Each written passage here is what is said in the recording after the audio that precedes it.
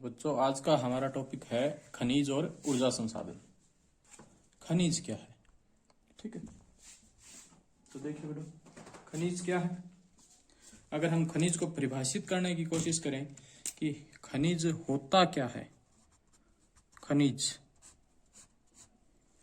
अगर इसको हम परिभाषित करते हैं कि खनिज क्या है, तो इसमें हम तीन बातों का ध्यान रखेंगे। पहला कि खनिज क्या है, एक तो यह प्राकृतिक रूप से विद्यमान होता है, प्राकृतिक रूप से विद्यमान, प्रकृति में होगा, ठीक है। उसके बाद में प्राकृतिक रूप से विद्यमान होंगे और समरूप तत्व है, क्या होंगे? समरूप तत्व है। और साथ में क्या होगा? इनकी एक निश्चित आंतरिक संरचना होगी, निश्चित आंतरिक संरचना। यानी हम परिभाषा को देखेंगे कि प्राकृतिक रूप से विद्यमान वे सभी समरूप तत्व जिनकी एक निश्चित आंतरिक संरचना हो, क्या कहलाएंगे? हमारे खनिज कहलाएंगे, ठीक है। तो परिभाषा के तौर पे हमने देख लिया कि खनिज क्या है। अब हम बात करेंगे कि खनिज पाए कहाँ जाते हैं, खनिजों की उपलब्धता कहाँ पे है। देखो, खनिजों की अगर हम उपलब्धता की बात करेंगे, खनिजों की उपलब्धता,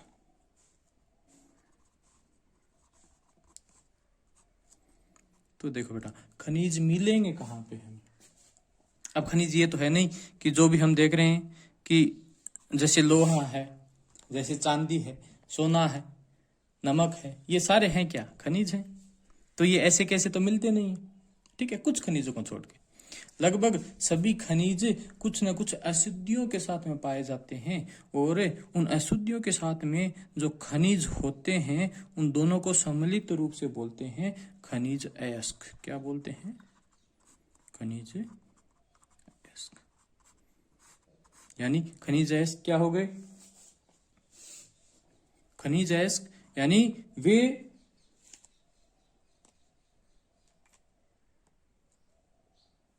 तत्व है जिनमें खनिजों के साथ अन्य अवयव या तत्वों का मिश्रण हो, उन्हें हम क्या बोलेंगे? खनिज बोलेंगे। यानी इसमें क्या होगा? खनिज अयस्क में खनिज तो होगा ही होगा, साथ में अन्य अशुद्धियां या अन्य तत्व होंगे, तो इन दोनों को सम्मिलित रूप से बोलेंगे खनिज अयस्क, ठीक है। तो खनिज की उपलब्धता हमारे किस तौर पे होती है? खनिज अयस्क के रूप में हमें खनिज मिलता है, और इस अयस्क को हमें निकालना पड़ता है, उसको हम फिर शुद्ध करते हैं, खनिजों को उससे अलग निकालते हैं और तत्वों को उनसे अलग करते हैं। जो अन्य तत्व हैं, जो अशुद्धियां हैं या जो अन्य खनिज हैं, उनको हम अलग अलग करते हैं। अब हम बात करेंगे कि उपलब्धता में हम देखेंगे कि खनिज पाए कहाँ पे जाते हैं। अयस्क के तौर पे तो मिलेगा खनिज, हमें किस तौर पे मिलेगा? खनिज अयस्क के तौर पे। तो मिलेंगे कहाँ पे? देखो, खनिज हमने ऊपर देखा कि प्रकृति में होंगे, तो प्रकृति में होंगे तो सीधी सी बात है कि प्रकृति में जो पाया जाएगा वहां पे खनिज होंगे, या तो कहीं मिट्टी में होंगे, या पहाड़ों पे होंगे, या समुद्र में होंगे, या पानी में होंगे, इन्हीं जगह पे तो खनिज मिलेंगे। तो देखो बेटा, हम शुरुआत से बात करेंगे, एक नंबर पे हम बात करेंगे आग्नेय व कायांतरित चट्टानों में। आग्नेय व कायांतरित चट्टानों में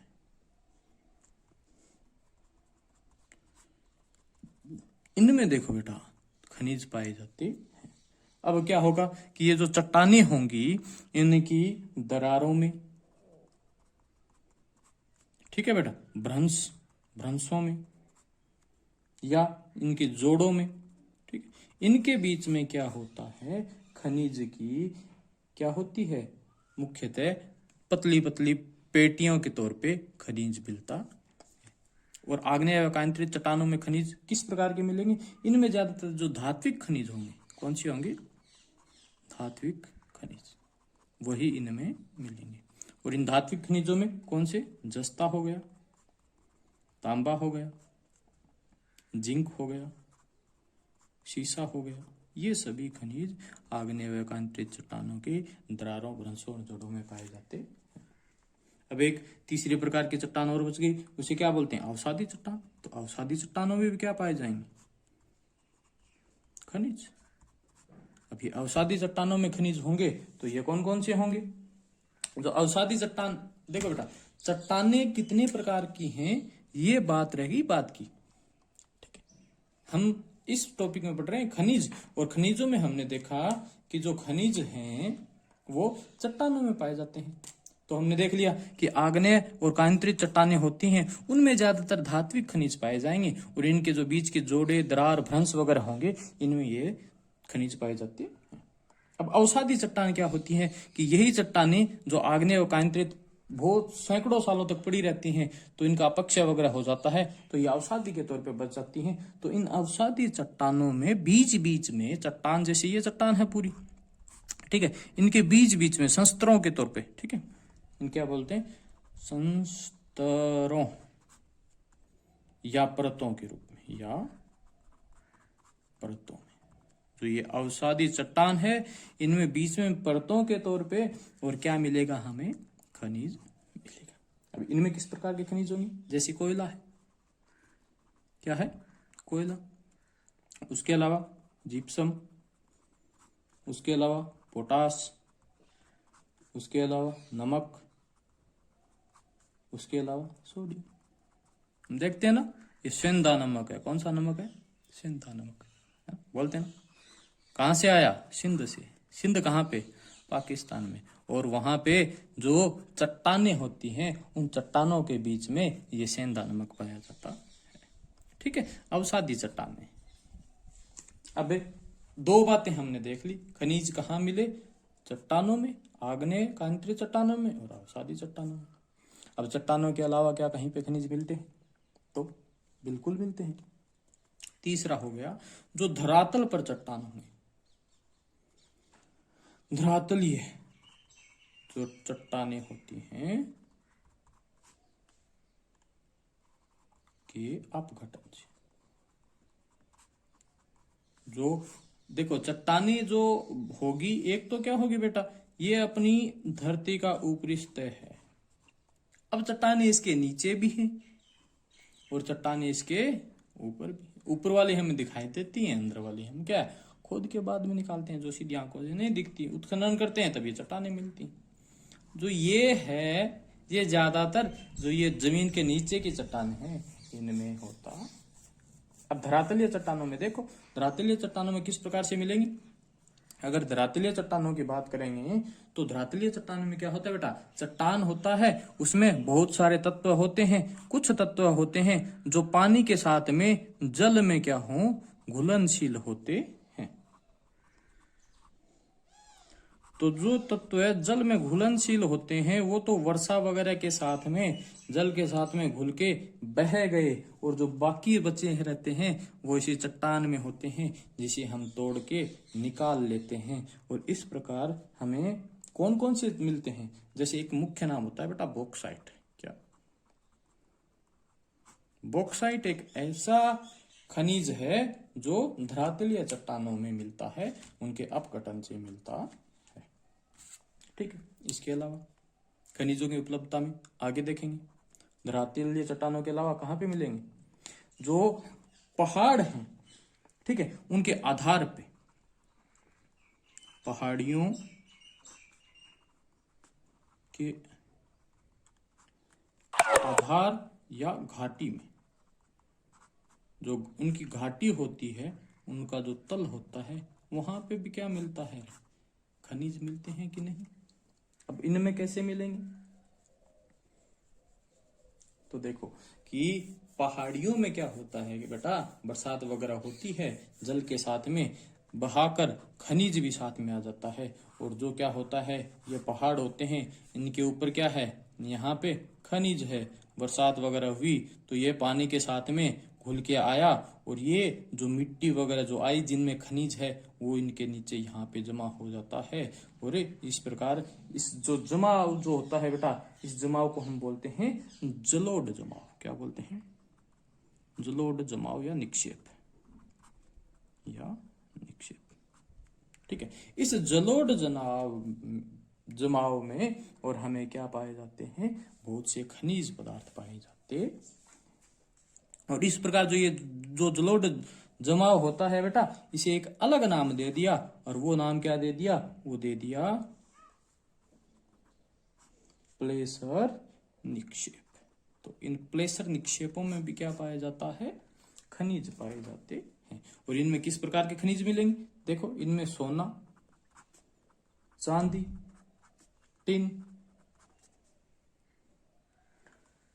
ये सभी जो खनिज हैं वो इस प्लेसर निक्षेप में पाए जाते हैं। और आपको पता है प्लेसर निक्षेप क्या हो गया, जो जलोढ़ जमाव होता है किन्हीं भी पहाड़ियों, उनकी घाटियों या तलों में, उसी जलोढ़ जमाव को हम क्या बोलते हैं, प्लेसर निक्षेप। और उनमें क्या पाया जाता है, खनिज पाया जाता है। अब अगला क्या है, बच गया महासागर। तो इस महासागर में कहां पे मिलेगा, महासागर है उनमें या तो इनके जल में घुली हुई होंगी, या जो महासागर की जो तली है वहां पे क्या मिलेगा रे, हमारे को खनिज मिलेगा। और जल में देखो हमें बहुत सारे, जैसे नमक हो गया, मैग्नीशियम हो गया, उसके अलावा क्रोमाइन हो गया। और इसी प्रकार तली में क्या होता है, तली में मैग्नीज की छोटी छोटी ग्रंथियां होती हैं, जिसे मैग्नीज ग्रंथि कहते हैं। उनमें हमें मिलता है मैग्नीज, मैग्नीज ग्रंथियां, ये महासागर की तली में पाया जाता है। तो अभी तक हमने क्या देखा, खनिज क्या है, प्राकृतिक रूप से विद्यमान वे सभी समरूप तत्व जिनकी एक निश्चित आंतरिक संरचना होती है, खनिज कहलाते हैं। फिर हमने देखा कि खनिज की उपलब्धता कहाँ पे है, तो खनिज की उपलब्धता हमने देखी कि खनिज अयस्कों के तौर पे पाया जाता है। और खनिज अयस्क कहाँ कहाँ पे मिलते हैं, एक तो चट्टानों में, चाहे वो आग्नेय चट्टान हो, चाहे कांतरित चट्टान हो, चाहे अवसादी चट्टान हो, और चाहे धरातलीय चट्टान हो, इन चट्टानों में हमें खनिज पाए जाते, हमें मिलते। उसके बाद में जो ये चट्टान है, इनके आधार या घाटियों में, इन घाटियों में जो जलोढ़ जमाव होता है, उस जमाव में हमें क्या मिलते हैं, खनिज मिलते हैं। और इस जलोढ़ जमाव को एक अलग नाम दे दिया, और वो नाम क्या दिया इसने, वो नाम दिया प्लेसर निक्षेप। इस प्लेसर निक्षेप में भी हमें खनिज मिलते हैं। और अगला है महासागर में, तो महासागर के या तो हमें जल में या उसकी तली में हमें क्या मिलेंगे, खनिज मिलेंगे। तो क्या प्रश्न बन गया हमारा कि खनिज किसे कहते हैं, खनिज किसे कहते हैं। खनिज की उपलब्धता का वर्णन कीजिए, खनिज की उपलब्धता कहां कहां पाई जाती है,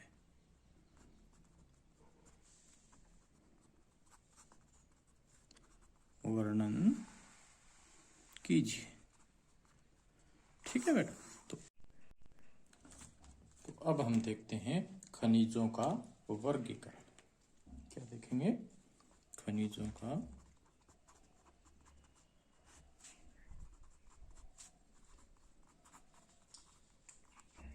वर्गीकरण, खनिजों को कैसे कैसे बांटा जाता है। अगर हम वर्गीकरण की बात करेंगे तो हमें पता है कि खनिज अपने पास क्या होते हैं, एक तो होता है धात्विक खनिज, धात्विक खनिज जिसमें धातुएं होती हैं। दूसरा होता है अधात्विक खनिज, जिसमें क्या होती हैं, अधातु, अधात्विक खनिज। और तीसरा अलग से हम पढ़ेंगे, वो हो गया ऊर्जा खनिज, ऊर्जा खनिज। ठीक है। अब धात्विक खनिजों में हम अगर देखेंगे तो धात्विक खनिजों को होने से, किसमें, अगर धातु की बात करेंगे तो धातु में वापस से हमने इसको डिवाइड कर दिया। एक तो हो गया लोहे धातु, जिसमें लोहे के अंश होंगे, दूसरा हो गया अलोहे धातु, और तीसरा हो गया बहुमूल्य खनिज, बहुमूल्य खनिज। ठीक है। तो ये अपने पास हो गया धात्विक खनिज। अब इनमें क्या क्या नाम आएंगे, देखो अगर हम लोहे धातु की बात करेंगे तो जिसमें क्या हो, लोहे का अंश हो, जिसमें क्या हो, लोह अंशो से क्या बोल लेंगे, लोह धातु। और ऐसी कौन कौन सी होती हैं, उनमें देखो लोह अयस्क हो गया, ठीक है। उसके बाद मैंगनीज हो गया, निकल हो गया और कोबाल्ट हो गया। ये सारी की सारी क्या आ गई अपने पास, लोह धातु। अगर अलोह धातु की बात करेंगे, इसमें लोहे का अंश नहीं होता हो, उसे क्या बोलेंगे, अलोह धातु। और इसमें क्या क्या होंगी, तांबा हो गया, शीशा हो गया, जस्ता हो गया और बॉक्साइट हो गया, ठीक है। ये सभी क्या होंगी, अलोह धातु। और बहुरत्न बहुमूल्य जो खनिज होंगे, उनमें हमने देखा क्या, सोना, चांदी, प्लेटिनम आदि। ये सभी अपने पास बहुमूल्य खनिज हो गए। ये हो गए धात्विक खनिज, धातु की बात। अब अधात्विक खनिजों में अगर हमने देखे तो जिसमें धातुएं वगैरह नहीं पाई जाती, वो सारे के सारे अधात्विक खनिज। अब इनमें क्या है, इनमें जैसे अभ्रक हो गया, नमक हो गया, नमक हो गया, ठीक है, और सल्फर हो गया, चूना पत्थर हो गया,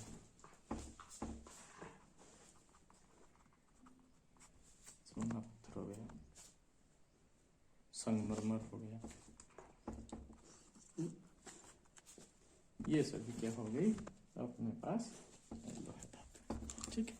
ऊर्जा खनिज में हमने देखा, ऊर्जा में क्या क्या है, कोयला है।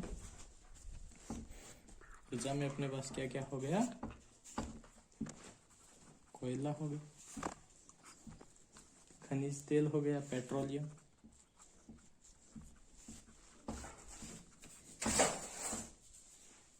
इसके अलावा यूरेनियम हो गया,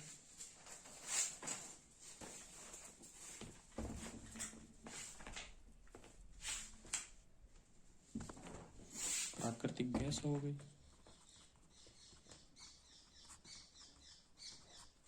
तो ये सभी हमने खनिजों का वर्गीकरण कर दिया, ठीक है। तो एक क्वेश्चन हो गया कि खनिजों के वर्गीकरण को समझाइए, खनिजों के वर्गीकरण को